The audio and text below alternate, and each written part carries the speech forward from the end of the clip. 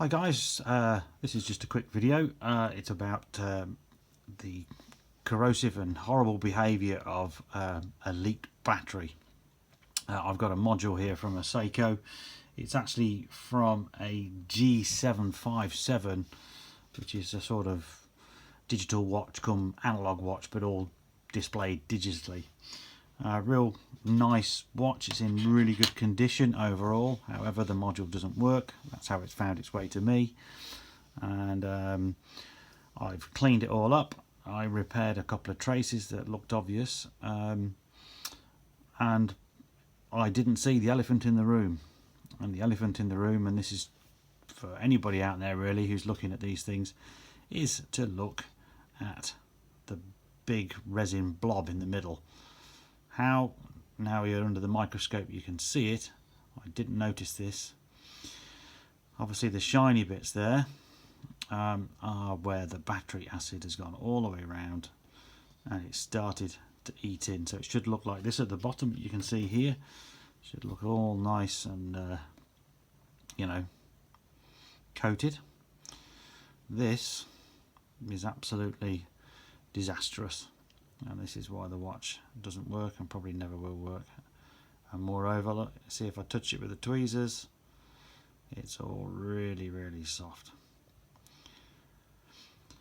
This is the second watch I've had with an IC problem like this. The first one wasn't as obvious, I suppose.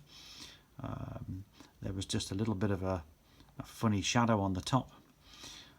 But I guess when that battery acid gets in there, it's devastating. As I say, it was just a really quick video. So if you're starting to repair, or you are repairing LCD digital watches, this is another thing to look out for. I guess it won't take much to break some of these. You can just see some of the real fine traces in here. So I guess this is going to be way beyond repair, but it's just something for you guys to look out for. I just thought I'd give you this quick tip. Thanks a lot. Just a little update video, just for fun really. I ran the module in a jar of alcohol through my ultrasonic for about half an hour, and it actually did quite a good job of getting rid of all the acid, as you can kind of see there.